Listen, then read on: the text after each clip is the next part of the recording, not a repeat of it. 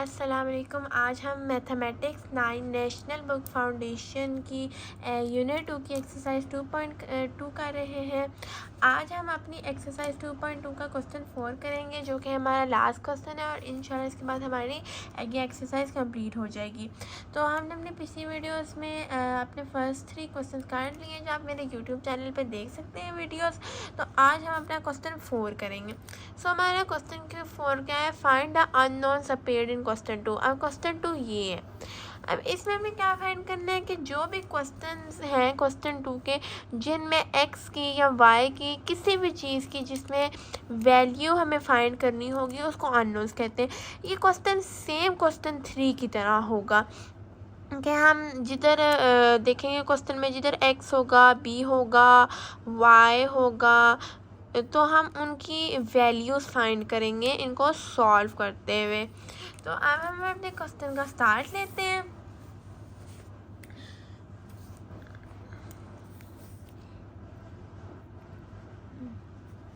सबसे पहले जो हमारे पास है वो है log 5। एक और बात कि आप देखेंगे क्वेश्चन 2 के सारे जो है ना पार्ट्स, सारों में हमें अननोन्स नहीं गिवन, हमें कुछ कुछ पार्ट्स में गिवन है। जैसे हमें 1 में, 2 में, उसके बाद 1 2 में हमें अननोन्स नहीं गिवन, और बाकी सब में हमें अननोन्स गिवन है। तो 1 2 को हम कुछ भी नहीं करेंगे, 1 2 ऐसे ही रहेगा। तो अभी जो हम कर रहे हैं, हम अपना थर्ड पार्ट कर रहे हैं, log 5x = 5। पहले तो हमने, जैसे मैंने आपको अपनी पिछली वीडियो में, आप मेरी पिछली वीडियो देख सकते हैं क्वेश्चन 3 की, उसमें मैंने बहुत डिटेल में ये समझाया है कि अननोन्स कैसे से निकालते हैं। तो अभी मैं एक बार दोबारा रिव्यू दे देती हूँ शॉर्ट के। पहले तो हम अननोन्स को फाइंड करने के लिए जो अपना log होता है, हम अपने log को लॉगरिथम फॉर्म को, ये लॉगरिथम फॉर्म में है, हम इसको एक्सपोनेंटल फॉर्म में चेंज करेंगे। एक्सपोनेंटल फॉर्म में जब हम चेंज करेंगे तो ये बनेगा 5 = x। अब हम 5 3 टाइम्स करेंगे तो हमारे पास आंसर आएगा ये। लाइक हम कैलकुलेटर पे 5 पावर 5 करेंगे तो हमारे पास ये आंसर आ जाएगा। तो ये हमारी x की वैल्यू होगी। उसके बाद हम अपने सेकेंड पार्ट चलते हैं, जो कि बुक में पार्ट 4 है, वो है b - 3/4। अब ये जो है, ये हमारे एक्सपोनेंटल फॉर्म में गिवन है, तो हम इसके साथ कुछ भी नहीं करेंगे, हम डायरेक्ट इसको सॉल्व करेंगे। सॉल्व कैसे करेंगे कि b - 3/4 ऐसे ही रहेगा। अब जो हमारा 27 है, हम इसको फर्दर सिंप्लीफाई करेंगे। तो जब हम इसको सिंप्लीफाई करेंगे तो ये 3 उसके ऊपर 3 पावर 3 आ जाएगा। b - 3/4 ऐसे ही रहेगा। तो हमारा जो 3 पावर 3 है वो नीचे है ना, तो हम इसको ऊपर ले आएंगे, 1 ख़त्म हो जाएगा। तो जब ये ऊपर आएगा तो ये 3 - 3 बन जाएगा। 3 पावर +3 से 3 पावर -3 बन जाएगा। अब हम क्या करेंगे, अपनी बोथ जो हमारी लेफ़्ट और राइट हैंड साइड है उसको -3/4 को भी -3/4 के साथ मल्टीप्लाई कर देंगे, और इधर भी 3 को -3/4 के साथ मल्टीप्लाई कर देंगे। तो ये 3 कट जाएगा और ये दोनों एक दूसरे से कट जाएंगे। तो हमारे पास लेफ्ट हैंड साइड पे सिर्फ b रह जाएगा, और राइट हैंड साइड पे हमारे पास जाएगा 3 4। अब जिस तरह हमने क्वेश्चन 1 में किया था कि हम 5 की पावर को 5 की पावर के ऊपर देखेंगे और फिर हमारे पास वैल्यू आ जाएगी, तो हम कैलकुलेटर पे भी, ये भी कैलकुलेटर पे ऐसे कहेंगे 3 और ऊपर 4 उसकी पावर डालेंगे तो हमारे पास आंसर आ जाएगा। तो आंसर हमारे पास आएगा 81। ये हमारे बी की भी वैल्यू आ गई। अब हम अपने थर्ड की पार्ट की तरफ चलते हैं, जो कि बुक का 5 पार्ट है। अब ये भी हमें एक्सपोनेंटल फॉर्म में गिवन है, हमें बस इसको सिंपली सॉल्व करना है। तो अब हम इसको क्या करेंगे कि सबसे पहले तो हम अपने 125 को सिंप्लीफाई करेंगे। जब हम इस सबको सिंप्लीफाई करेंगे तो ये बन जाएगा 5/3 x/3 ऐसे रहेगा। अब हम 25 को भी सिंप्लीफाई करेंगे, तो इसको सिंप्लीफाई करेंगे तो वो बन जाएगा 5 और पावर 2। अब क्या होगा 5 3 multiply by x minus x over 3 हो जाएगा। 3 3 एक दूसरे से कट जाएंगे, जो लेफ्ट है राइट हैंड साइड पे 5 2 है वो ऐसे ही रहेगा। अब हमारे पास आ जाएगा 5x इक्वल्स टू 5 2। अब यहाँ पे एक दूसरी बात है कि पहले तो हमें एक चीज़ मैंने आपको बताई है कि जब हम अपने अननोन फाइंड कर रहे होते हैं, अगर लॉग फॉर्म हो तो उसको हमने एक्सपोनेंटल में फॉर्म चेंज करना होता है। एक्सपोनेंटल नहीं चेंज होती, एक्सपोनेंटल को हम डायरेक्ट सॉल्व करते थे, पर लॉग फॉर्म को हमने एक्सपोनेंटल में चेंज करना होता है। तो अब इधर क्या है कि अब यहाँ पे हमें 5 पावर x है और 5 पावर 2 है।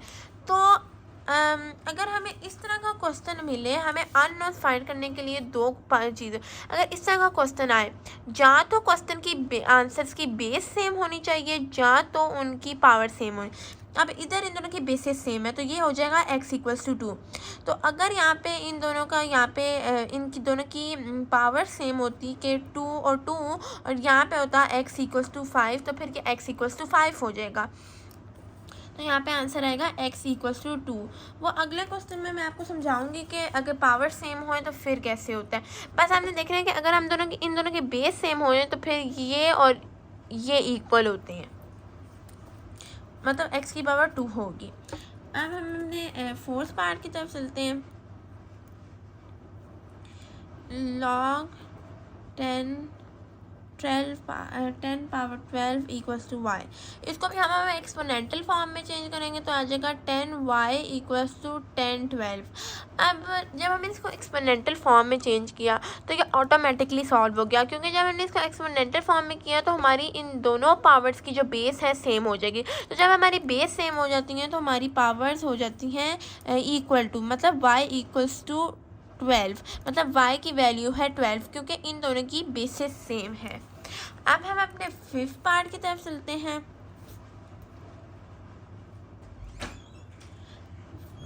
फिफ्थ पार्ट हमारा जो है वो है 2 5 6 x ओवर 4 इक्वल्स टू 1/64। अब इधर जब हम 64 को फर्दर सिंप्लीफाई करेंगे तो ये आ जाएगा हमारे पास 4 पावर 4 और x/4 ऐसे ही रहेगा, फिर 1 इधर ही रहेगा। और जब हम 64 को फर्दर सिंप्लीफाई करेंगे तो ये हमारे पास आ जाएगा 4 और ऊपर 4 पावर 3। अब क्या होगा कि 4 मल्टीप्लाई बाय x/4 हो जाएगा और ये दोनों 4 4 एक दूसरे से काट जाएंगे। अब ये जो 4 पावर 3 है ये ऊपर आ जाएगा और 1 ख़त्म हो जाएगा, तो जब ऊपर आएगा तो ये हो जाएगा -3, 4 पावर -3। तो अब हमारे पास क्या हो गया कि हमारे पास आ गया 4x इक्वल्स टू 4 -3। अब इधर भी इस क्वेश्चन में भी हमारी दोनों जो बेसिस हैं वो सेम हो गई हैं, तो हमारी x की वैल्यू क्या हो जाएगी, x इक्वल्स टू -3। इसके बाद हमारा सिक्स्थ पार्ट है, वो है log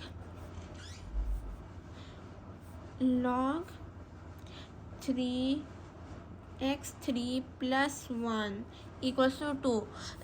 ये कोई मुश्किल नहीं है, ये बस थोड़ा सा बड़ा है पर ये बहुत इजी और बहुत सिंपल है, बस थोड़ी सा लेंथी होगा। बाकी हम सेम उसी तरीके से करेंगे लास्ट 3 क्वेश्चंस भी, बस ये थोड़े से लेंथी होंगे। तो इसमें क्या होगा, पहले तो हम इसको एक्सपोनेंटल फॉर्म में चेंज करेंगे तो हो जाएगा 3 पावर 2 इक्वल्स टू x3 + 1। अब यहाँ पे हमने देखे हमें क्या करेंगे, पहले तो हम 3 है उसकी जो हमें ये सिंप्लीफाई हुआ है 3, हमें इसकी पावर ख़त्म करनी है, तो हम इसको ओरिजिनल फॉर्म में लिखेंगे जो है 9, और x3 + 1 ऐसे ही रहेगा। अब 9 भी कॉफिशेंट है और 1 भी कॉफिशेंट है, बीच में x3 वेरिएबल है, तो क्या होगा कि 9 और जो +1 है ये लेफ्ट हैंड साइड पे चले जाएगा, यहाँ पे क्या -1 बन जाएगा। तो अब क्या होगा, अब 8 आ जाएगा, x3 इधर ही रहेगा। अब 8 को हम फर्दर सिंप्लीफाई करेंगे, पहले हमने 3 को उसकी ओरिजिनल फॉर्म में लिखा, अब 8 को हम फर्दर सिंप्लीफाई करेंगे तो आ जाएगा हमारे पास आ जाएगा 2 3 इक्वल्स टू x3। अब जैसे पिछले क्वेश्चन में हमने किया है कि जब दोनों की बेस सेम होती है तो फिर जो ऊपर वाली पावर्स होती हैं वो एक दूसरे के इक्वल टू हो जाती है। इधर बिल्कुल ऑपोजिट है। इधर क्या है कि अब इन दोनों की जो पावर्स हैं वो सेम है, तो इन दोनों की जो बेस है वो इक्वल टू हो जाएगी, मतलब x equals to 2। Unknown find करने के लिए दो चीज़ें होनी चाहिए, या तो इन दोनों की बेस सेम होनी चाहिए या तो इन दोनों की पावर सेम हो जाए। अगर इन दोनों में से कुछ भी नहीं सेम, ना पावर सेम है ना बेस सेम है, तो फिर हम अपने अननोन्स नहीं फाइंड कर सकते। तो अब हम अपने 7th क्वेश्चन की तरफ चलते हैं। 7th क्वेश्चन है log 5 2x minus 3 equals to 1। तो हम इसको एक्सपोनेंटल फॉर्म में बदलेंगे, तो ये 5 power 1 equals to 2x equals to 3। तो 5 की अगर ऊपर 1 पावर है तो इस 1 की कोई वैल्यू नहीं है, तो ये सिंपल 5 होगा। तो जो ये 3 है यहाँ पे माइनस है, तो लेफ्ट हैंड साइड पे आके प्लस हो जाएगा और 2x यहाँ रहेगा। हम प्लस करेंगे 8 हो जाएगा, 2x यहाँ रहेगा। 8 डिवाइडेड बाई 2 हो जाएगा, x यहाँ रहेगा, और 8 को हम 2 से डिवाइड करें तो हमारे पास आंसर आता है 4। तो हमारी x की जो वैल्यू हो जाएगी वो हो जाएगी 4। अब हम अपना लास्ट पार्ट करते हैं जो कि है 2x प्लस 1 इक्वल टू 2 3। ये क्वेश्चन में बहुत सिंपल है, पर इसको सॉल्व करने से पहले हम इनकी पोजीशन से चेंज करेंगे। हम इसमें पोजीशन चेंज करेंगे तो ये लॉगरिथम या एक्सपोनेंटल में नहीं चेंज होगा, हम बस अपनी ईज के लिए इनकी पोजीशन चेंज करेंगे। जो 2 3 है इधर आ जाएगा और 2x प्लस 1 इधर आ जाएगा। तो क्या हो जाएगा, हम अब तो यहाँ पे जो 2 है ये सिंप्लीफाई हुआ है, हम इसको इसकी ओरिजिनल फॉर्म में लिखेंगे, तो ये आएगा 8 इक्वल्स टू 2x प्लस 1। तो जो प्लस 1 है ये लेफ्ट हैंड साइड पे चला जाएगा तो -1 बन जाएगा। तो यहाँ पे आ जाएगा 7 इक्वल टू 2x। तो हम 7 डिवाइडेड बाई 2 करेंगे, x इधर ही रहेगा, तो x की जो वैल्यू आ जाएगी थी 3.5 मल्टीप्लाई इक्वल्स टू x। ये x की वैल्यू आ गई। हमारा आज हमारी एक्सरसाइज 2.2 कंप्लीट हो गई है, उसके सारे क्वेश्चंस हो गए हैं। इंशाल्लाह अब हम अपनी एक्सरसाइज 2.3 शुरू करेंगे। सो आज के लिए इतना ही। अल्लाह हाफिज़।